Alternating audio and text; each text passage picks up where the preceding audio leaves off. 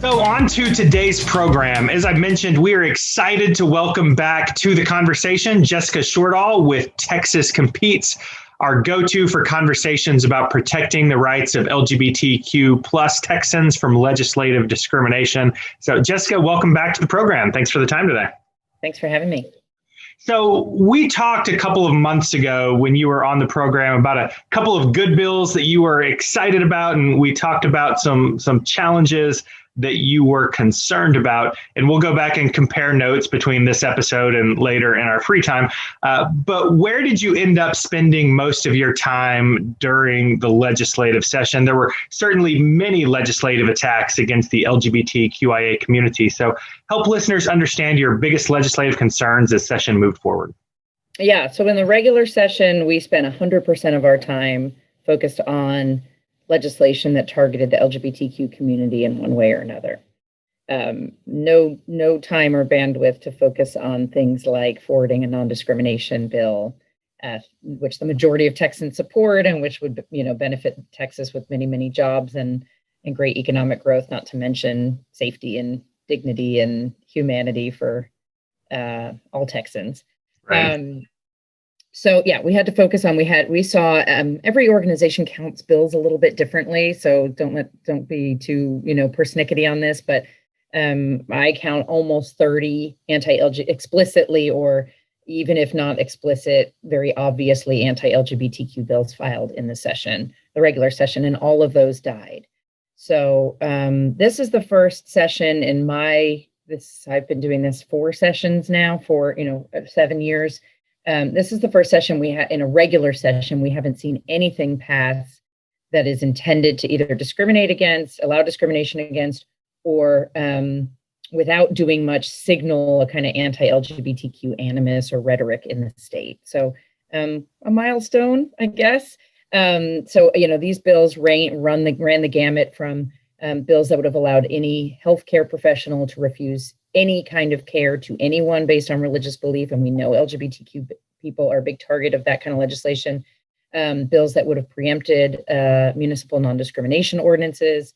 And of course, the biggest energy was behind bills targeting transgender children. So 2 categories there, one that would have criminalized or otherwise stripped away life-saving, affirming healthcare for transgender teens. And the other, which got the most legs, were bills to ban transgender youth from participating in all public school extracurricular activities, namely sports. All of those died in the regular session. So you mentioned 30 bills, but it also seems like every time I was watching the House floor, there was another amendment. Sure. Representative Slayton. Yeah. So we had one representative, a freshman representative, who came in, won his primary with roughly about 50 or more % of his campaign funding coming from one very dedicated group of funders who backed the bathroom bills in 2017, have that kind of history behind them. So he lobbed these anti-trans amendments at any bill that moved that he could kind of make a case for.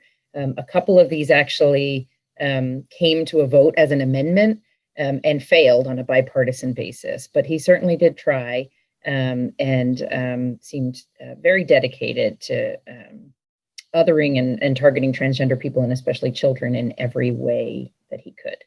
That didn't So we track telephone calls that go in through our rapid response network, and certainly since 2017 and that special session that you and I were talking about off air before we jumped on, Texans of Faith have been very vocal in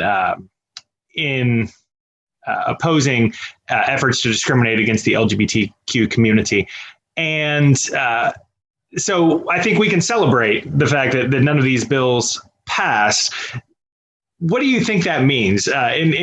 In my head, that would signal to the legislature that there's really not an appetite for this, but I assume we're still concerned moving forward. Yes, of course, we are still concerned. One thing that we saw, even with no bills passing, is a lot of harm done to families. Because, of course, as this phenomenon of targeting LGBTQ people with legislation for political purposes evolves over time. It has evolved away from LGBT folks and focus on marriage, and over the past 4 years centered more firmly on transgender folks as I assume what the folks pushing for this think is an easier target. So we saw that with bathroom bills in 2017, and now we've seen an even greater micro-targeting of children specifically. And so as that gets narrowed down and micro-targeted more and more on the most vulnerable folks in the LGBTQ community, or some of the most vulnerable folks, the harm increases from the debate and the rhetoric. So we heard that from a lot of families who came and testified, some without their children, saying that they didn't want to expose their children to being laughed at in committee hearings, which we did see. We saw kids testify on their own behalf and be laughed at and mocked.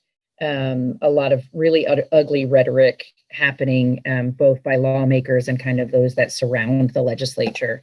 So we know that there's great harms, even from this being normalized as a debate year in and year out. I've talked with, my lane is in the business space, but I've been doing this so long, you don't do this without getting to know people. And so I had moms and grandparents texting me sometimes in the middle of the night, in April, May, going, is it moving? What happened? Should I pack up and leave the state? People in a real kind of sense of panic. And from a faith perspective, I talked to a mom the other day of a trans kid who told me that she has left her Baptist faith and won't go back and won't bring her family into church anymore because they are so afraid of that faith being weaponized against them. I'm a person of faith. That is not how I approach my faith at all, quite the opposite. But we know that both, kind of mental health harms and also harms to people's faith journey and ability to feel safe and welcome in faith communities.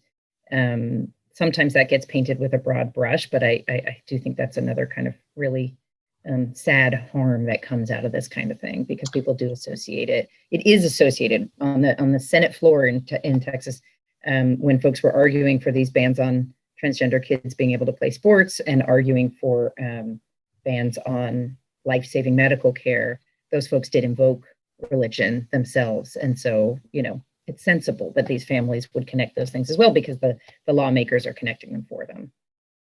Yeah, that's convicting, I think, for a lot of us who are listening, right, as a network of people of faith. And I think why it is so important that mainline people of faith speak up, especially on this issue, because the faith community, as you mentioned, has done harm over time. And so it's important that inclusive people of faith add their voices to the calls for equality. And speaking of that Senate floor debate, my favorite moment, obviously, was when Senator Powell spoke about the reason she opposed some of these harmful bills was because of her faith, not in spite of it. We shared that clip. And I think it can be incredibly healing for people to hear that, especially people who grew up with a faith community and then feel rejected by it or afraid of it. To hear those voices, I think, can be really healing. I saw I'm going to butcher and paraphrase, but a tweet the other day that was like a whole sermon in one tweet, where this person said, this is from a Christian perspective. Jesus didn't call us to convert marginalized people. He called us to be converted to them. And I just went like, nice. A whole sermon, one tweet. And so I think people need to elevate that more. And I know folks out there need to hear it, because that harm of a place that you loved and were told loved you is really real. Yeah, and I know a lot of our listeners right now are resonating with this conversation. And so what advice do you give them? What should they be doing over the course of the next few weeks and months if they want to bring their voice of faith into this conversation? Yeah, well, so I guess when we talk about the next few months, we should mention special session has been set for July 8th. It'll run up to 30 days. Lawmakers are supposed to only file bills and move bills that relate to the agenda items the governor sets on them. Maybe everybody knows this, but a little recap. The governor has not yet said what he will put on the agenda for this special session. He has been pretty clear that he wants to put a voting bill or bills voting as an agenda item and a bail-related, cash bail-related bill, because those did not pass in the regular session and were his priorities. He has otherwise hinted at a number of other potential agenda items. I'll have to pull up my little list here because I was just writing an email about this. Apparently he wants more bills to ban the teaching of critical race theory in Texas schools, although we had a bill pass and be signed into law. He has hinted at trying again to prohibit social media giants from moderating content on their websites. He has vetoed the part of the state budget that funds state legislative agencies and staffers. And so that would need to be addressed. He has hinted at maybe a ban on cities and school districts being able to have lobbyists at the Capitol. And then finally, he has responded to questions, about a ban on transgender kids playing sports and said that he would support that. So he hasn't said definitively that legislation targeting transgender kids will be on the special session, but we think it is somewhere in the range of possible to likely. So that's sort of special session recap. I think what people can do certainly is reach out to their lawmakers, no matter which party they are in, to make sure that even, if you think your state House rep and state senator are supportive, let's make sure they hear that from you, that it matters very much. Certainly saying that you're a person of faith in those calls, I think is really important, because we have this perceived monolith about faith and LGBTQ people, which is not real. But the branding is so strong on that. So really important to cut through it. So if you know or think that your representative or state senator is not supportive, certainly they need to hear from you about this.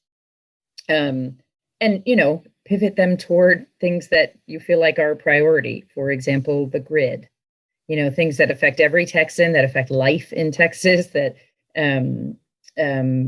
affect economic prosperity in the state, et cetera. So those calls really, really do matter, and would encourage people to, once you do one or two, then you kind of get over the fear of it and call all the time. There's no limit on how many times you're allowed to call your representative and your state senator. Certainly would encourage people to, within their faith communities, encourage explicit messages of welcome. And that's not always something that can happen overnight. And I'm not a patient person, but I've come to learn that's something that those that lead faith communities have to think very carefully about, and sometimes have some fear about losing their congregation or losing the ability to share an inclusive message if they go too fast and get too far out ahead of their congregation. So I try to be empathetic about that. But asking if the community is not already explicitly welcoming, asking that it become so.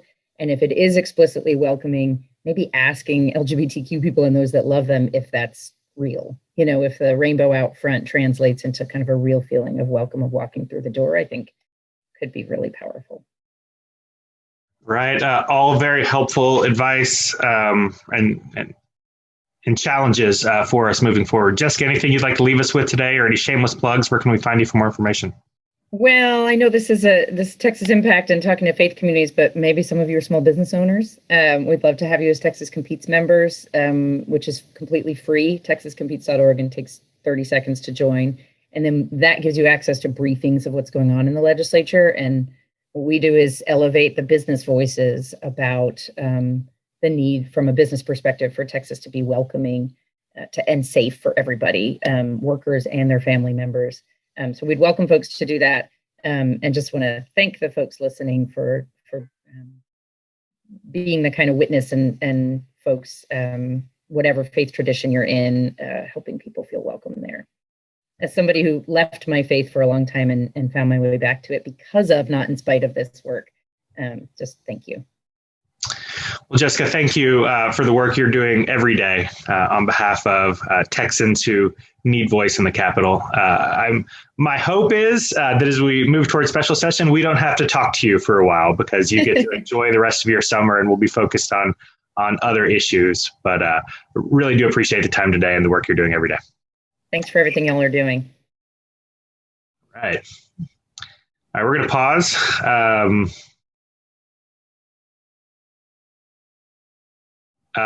You feel all right? So next we welcome to the conversation our very own Josh Houston. Josh, I thought we were going to get some time away from each other, but I think we're going to be spending some quality time together over the course of the next few weeks. Yes, over the summer, it does indeed appear that will be true, and maybe into the fall. It could just be a summer of perpetual sessions. Well, we will save that for another day. But today I want to reflect a little bit on the conversation we just had with Jessica that you were listening in on. And she talked about 30 bills by her count that had to do with equality for LGBTQ plus folks. We talked about some of those bills extensively on Weekly Witness. So can you walk us through kind of where we landed on a couple of those anti-discrimination bills that our listeners spent so much time working on? Yeah, and you could be excused for not noticing some of them because there was 30 of them, first of all, but also you can kind of group them in three buckets, three categories. You had bills that were aimed at cities and local government. The doctrine is called preemption. It's when the state steps in and says, cities, you cannot, or, regulate on whatever it may be. In this case, it was them saying you can't do non-discrimination at a local level. They were attacks in that category. There were your more traditional discrimination masquerading as religious liberty bills, although there was not a large conversation about that broad conceptual on that level. What they did, and what you spent a lot of your time on, was fighting bills that were, I think she said micro-targeted, and that's correct. Micro-targeted at children, frankly, children that identify as transgender. A very small and very misunderstood community. And there was just an absolute lack of empathy. For what parents might be experiencing as parents of a child that's transgender, for the child themselves. It was a really nasty fight aimed at children, and just bullying children. And so all of those ended up dying, right? Right. Yes, and some of them in quite dramatic fashion, which we'll get into a bit. I mean, there's plenty of news articles on it, but we would be remiss if we didn't actually kind of go through some of the procedural stuff and how much just time was spent on this. But yeah, no, I mean, we somehow miraculously got through without any of them passing, even though it certainly did not look like that would be the ultimate outcome in the moment. And so Jessica talked about that several of these were actually introduced as amendments and voted down throughout the course of session. And so there are some record votes on some some discriminatory pieces of legislation. But for many of them, they ended up dying because of deadlines and where they were placed on the calendar. And we talked some about that during the legislative session on Weekly Witness. Anything to add some color or commentary to the time and energy that was spent going into killing those pieces of legislation procedurally? Yeah. So if you were closely following, there's two big deadline days in the House that really are monumental for a session. There's the deadline for House bills in the House.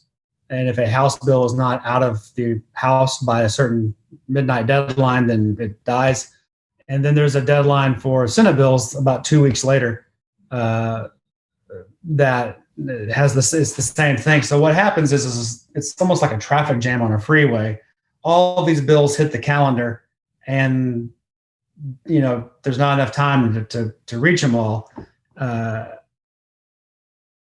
could be. It's really up to the members. And that's part of how the calendar was constructed.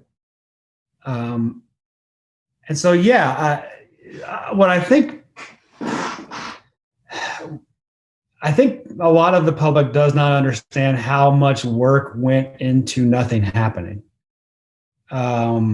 Hundreds of staff and lobby, easily hundreds, spent thousands of work hours to make sure that nothing happened.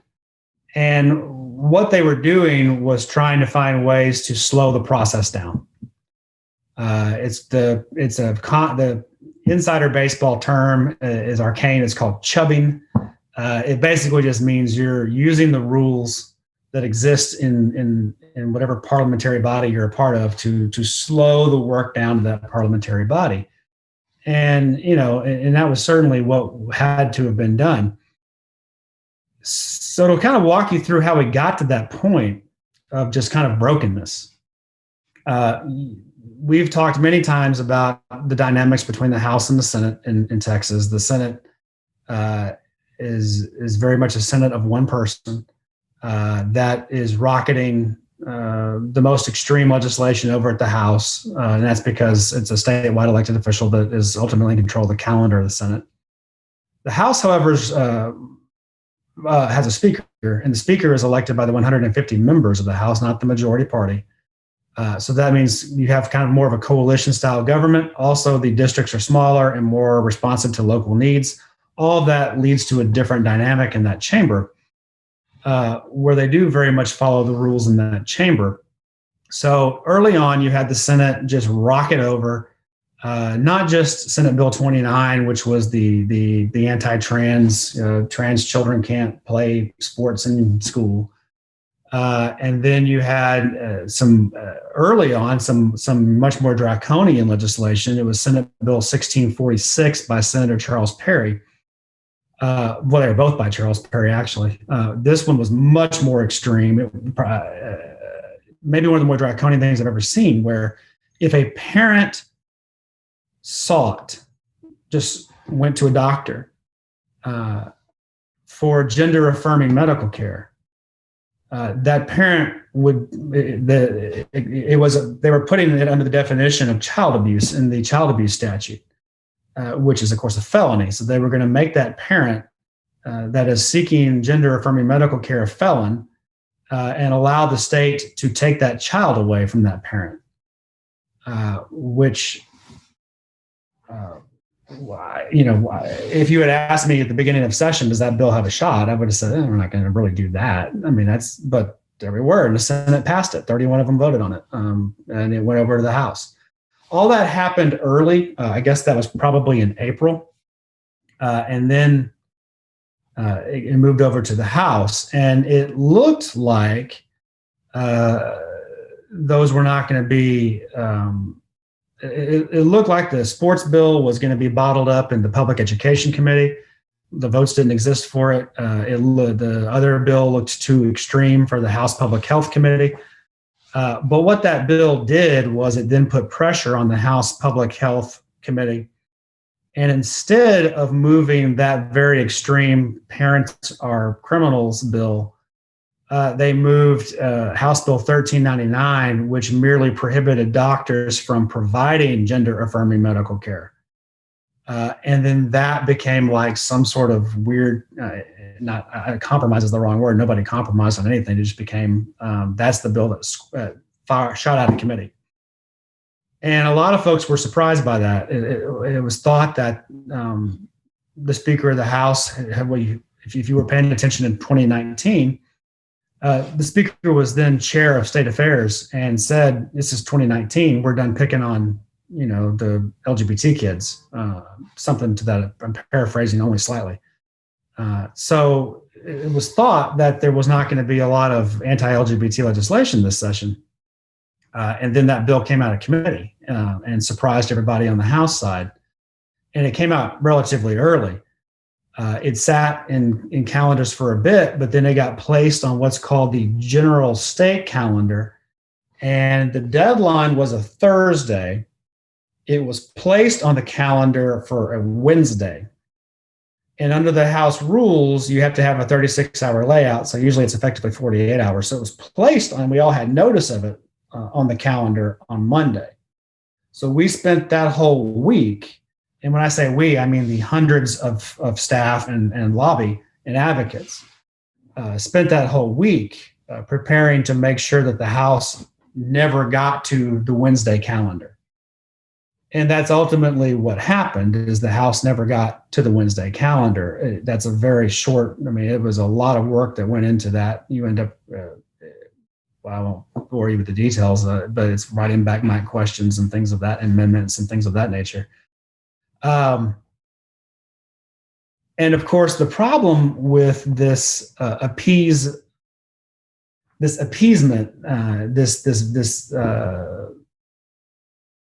I've seen this for session after session after session, where the House will do this kind of procedural thing to vent and release pressure off a committee, and then it will die in some other procedural way, and that just emboldens the Senate, and that's what happened this time. So the Senate, feeling emboldened, then passed yet a third anti-trans bill. It was Senate Bill 1311.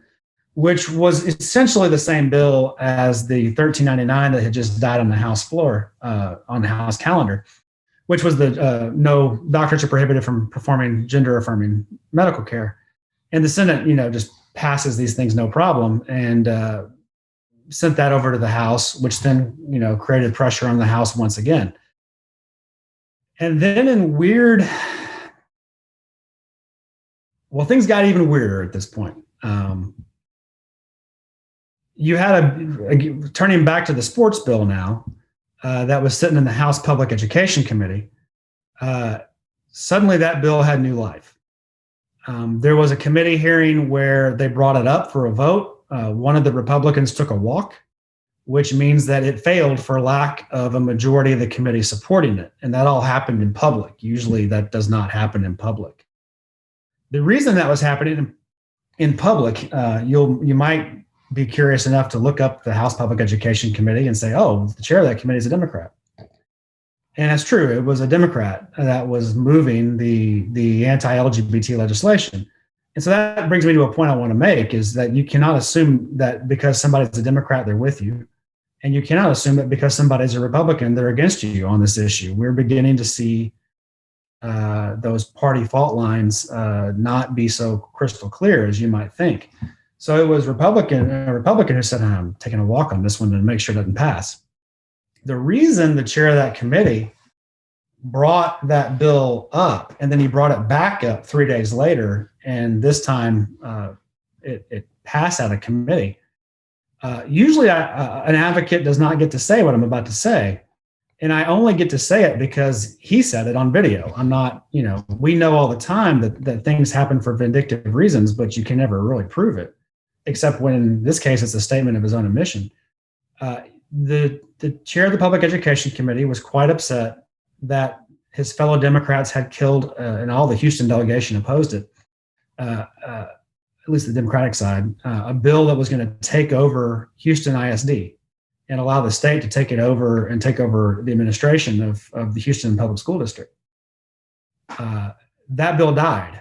And in retribution, I guess as a consequence, is in his words, he didn't say retribution, he said as a consequence, he passed this bill that was anathema to most Democrats.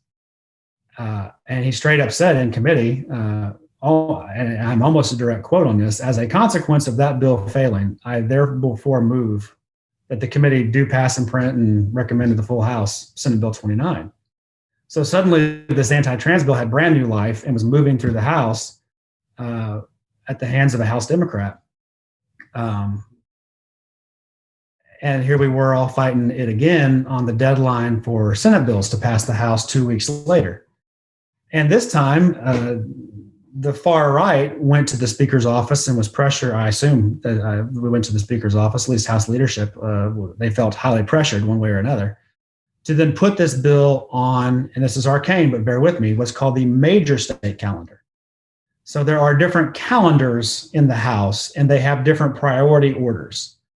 And so I mentioned the traffic jam. Often what happens is a thing gets put on the general state calendar, and then several controversial things end up on the major state calendar for the next day. They don't reach it on one day. It then carries over to the next day. And then major state's a trump card that gets placed on top. So if you're on major state, you're going to be first thing up that day in the order of business, essentially, that occurs. And so placing it on the major state calendar for the very last day meant we in the House leadership intend to get to it. And then that left advocates with 48 hours to scramble once again. And it was, I'll tell you, we this is where we really thought we were going to lose on this one.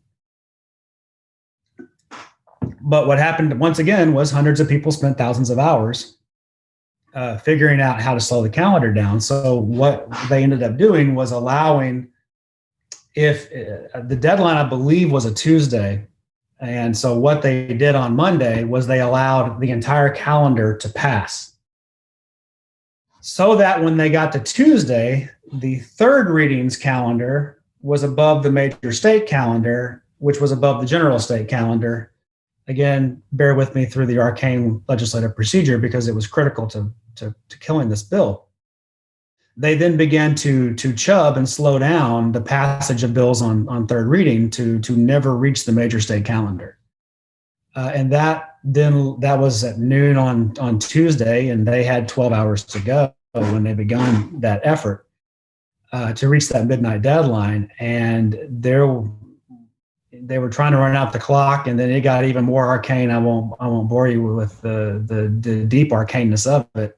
But if you were watching, there was a lot of confusion on the floor, and that was due to a lot of procedural maneuvering happening off camera that led to deals getting struck where they postponed Senate Bill 29 at about 7 p.m. till 11:30 that night, which then allowed them to run out the clock and not have it pass. But it was a giant fight that really took a lot of effort for staff, a lot of hours of staff and lobby time when they could have been doing anything else. Days and days worth of work went into nothing happening when we could have been working on the electric grid. We could have been working on expanding healthcare. There's any number of things we could have been doing instead to make the state better. But instead, we were just picking on trans children.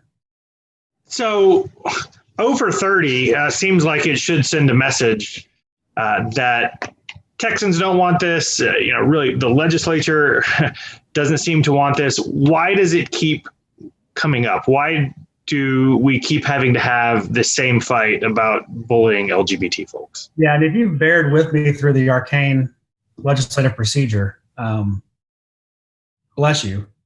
I go through that because I want you to know the lengths that they're going to avoid voting on these bills. That's fact number one. The reason, Scott, is because of the Republican primary.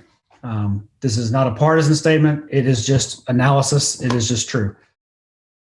Let's start with let's back up just a little bit and think about our own faith communities. There's a narrative that this is religious folks versus LGBT folks. This narrative is a 30-year-old narrative that is dated and not true anymore. You don't take my word for it. The Public Religion Research Institute has done a thorough academic analysis of it. Their data affirms that it's true, that really it's religious America and LGBTQ persons versus white evangelical Protestants. And I don't mean to demonize white evangelical Protestants. It's just demographically true that they are the last holdout, that they're the last religious group that has not come to affirm non-discrimination and equality. Now, that's what brings me to the Republican Party. Let's keep thinking about our membership of white mainline Protestants, Jews, and Muslims for a little bit. Our membership is from a partisan perspective, they're 50% Democrat, they're 42% Republican, and they're 8% mixed. Now, the 42 that are Republican tend to be your more traditional Republican, not your more extreme Republican. I think we all know about that divide at this point. But they're not a majority in the Republican primary. White evangelical Protestants tend to be homogenous and not 50-42-8. They tend to be much more homogenous politically, which makes them a majority in the primary. So in some ways, the schisms that have occurred in white mainline Protestantism went before the schisms that are now occurring in the Republican Party. and are similar. So I say that not to necessarily say it's just like that, but to say you can empathize with it if you can see it in that lens. So, I mean, Republicans are kind of experiencing what mainline churches went through in the 2000s and still some of them in the teens, and then, one denomination's still kind of working on that right now. You've got a point where in the Republican Party, the libertarian and business wings, the traditional wings, are they don't want to vote on this. They're there. But the social conservatives, which are white mainline Protestant or white evangelical Protestant, make up 51%. I say all this to say that if you want to stop, when 66% of Texans, and this is 2-year-old data now, when 66% of Texans support non-discrimination, and yet the legislature is spending all this time, the only explanation is what's happening in the Republican primary. There's not a competitive general election. There are ever promises of a competitive one and ever increasingly closer margins, but we're not a purple state. That means the Republican primary is effectively the election, the way the Democratic primary 100 years ago was effectively the election in Texas that mattered. So it's critical that you really know where you live. You really examine your ballot closely. You really understand what's on it.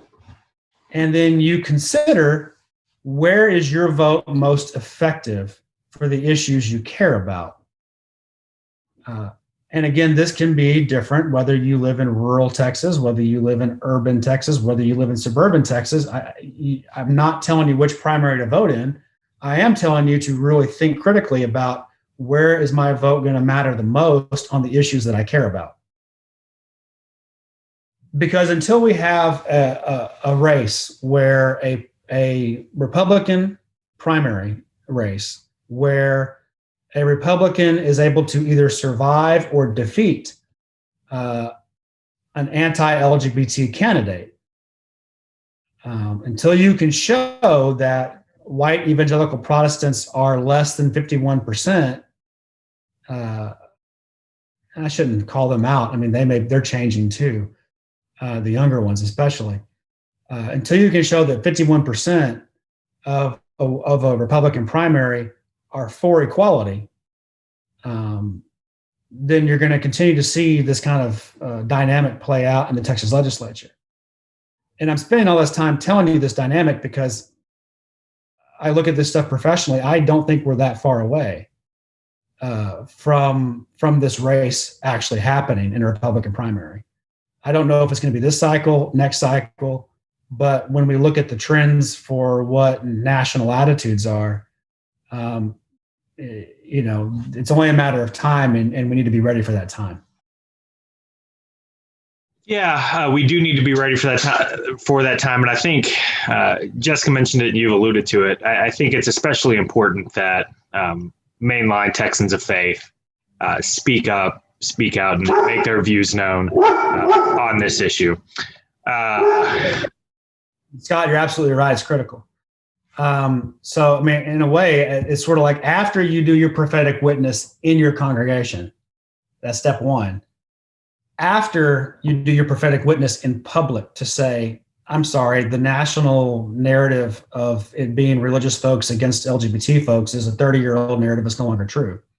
After you do those two things, then you're looking at your ballot and figuring out where to cast your vote accordingly. But yeah, we've done a lot of harm, and it is not enough to pat ourselves in the back and say, oh, we're affirming now. We have to repair the damage, which means we have to bear witness to what we now think. And it means that we need to go out and make amends, and that's done in your congregation, in public, and then at the ballot box. All right. Well, anything else you want to leave us with today? All right. Hey, Josh, what are you doing on July 19th? I'll be at the Capitol. You will be at the Capitol, and friends. We will be at the Capitol too. We mentioned it in the open. Tune in July 6th to learn more about how you can make an impact during the special session on voting rights. And go ahead and start planning today to be in Austin July 19th. We'll talk more about that next week in the episode, but go ahead and put it on your calendar. Go ahead and start arranging your carpools to Austin.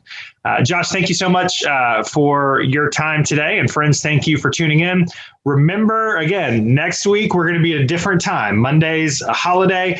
We're going to come to you Tuesday, July 6th at noon for a special episode that's going to help Texans of Faith gear up to protect voting rights in the special legislative session. Tune in, invite your friends, and get ready to raise your voice, make your calls, and show up on July 19th at the Capitol to demand voting rights. Friends, this is one of those all hands on deck moments. I had one of our board members, one of our pastors, I won't name him, I don't want to embarrass him, but a couple of years ago, but as actually before the rally for the bathroom bill, he said, man, I have one time each year where you can get me to mobilize my whole congregation. Is this it? And the response for 2021 is, this is that one moment. All right. I want you to do a whole bunch of things throughout the year, but if you're really going to go all in one time, this is going to be the moment. So we'll look forward to seeing you. If you have questions about the rally, if you have questions about anything we've talked about today, you can reach out to me at scott@texasimpact.org. In terms of voting rights in the rally, we are currently looking for co-sponsors for that event. You can reach out to me for more information about that. But for now, before we close out, this is just your weekly reminder that if you appreciate Texas Impact and the Weekly Witness community, make sure that you and your congregation are members by going to texasimpact.org/join. We can only do this work with the support of people like you. All right, friends, the time for Texans of Faith to speak out against discrimination and for voting rights is now. So let's get to work.